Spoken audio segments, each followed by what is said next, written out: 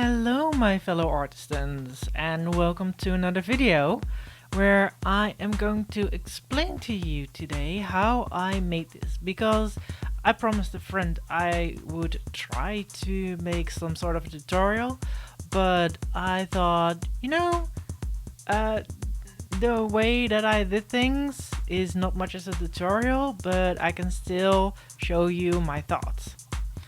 So we are going to make a bunny miner, so someone who mines, and I based it on the reference of a real bunny and of a sort of like dwarf miner. I also got references for the opening of the cave and the cave itself, and lastly I got myself a reference for a carrot, because in my mind the carrot was way flatter than it actually is. So that is actually very interesting to see how my imagination works and how reality works. First of all, I decided how big I wanted everything to be. I am drawing on an A4, and that creates its own limitations. Just like you're drawing on an A3 or smaller paper, you need to decide like what height will my rabbit be, what height will the carrot be, etc.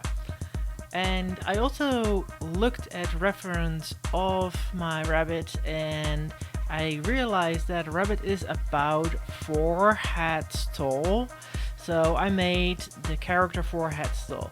It also creates this like idea that the rabbit is very cute, because the many heads you make a character, the cuter or more realistic it will become. For example, a human being is about 7.5 heads tall in total, while a child is less, and a baby is like, if it's a chibi, it's even like 2 heads tall. So the ratio from head to body becomes larger the more cuter you make things. While I was looking at different references to rabbits, I realized that some of the mining gear did not really work like I was planning, but I adapted that as well. And I also realized later on that the hands or like the paws were not really doing the things that I wanted, but for now I left it in. One of the things that I really want to come across is that you can start off with the sketch like I did right now, because I thought I needed to sketch in like the ratio of the carrot that I wanted versus the rabbit and how I want everything. You can always go back and use different lines to create the final lines. When creating the cave, I wanted to have a little bit of light coming through, so the carrot that will be like a golden carrot will be even more into the light and be really focused on.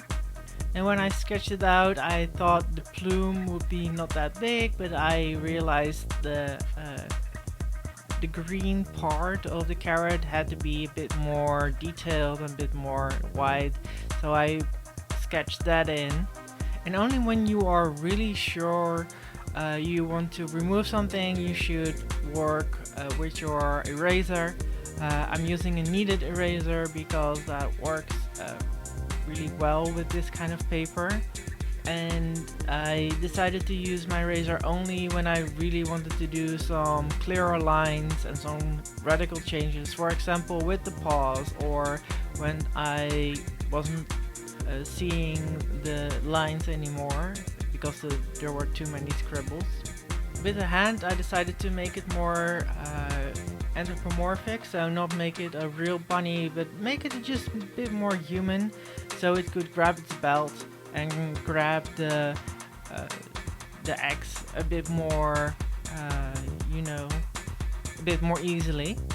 The reason why I decided to give this bunny pants and a mining tool instead of just like a belt, like I did with the hedgehog, I just gave the hedgehog a little hat, was to create just more of that aesthetic of being a miner. Having pants that are already torn and patched up just really appealed to me. Just made it a bit more anthropomorphic as well. And that is the entire picture. I will paint it in my next live stream, so if you want to be updated on when I'm live, please like and subscribe. If you like my work, please like and subscribe, and I see you in another video. Goodbye.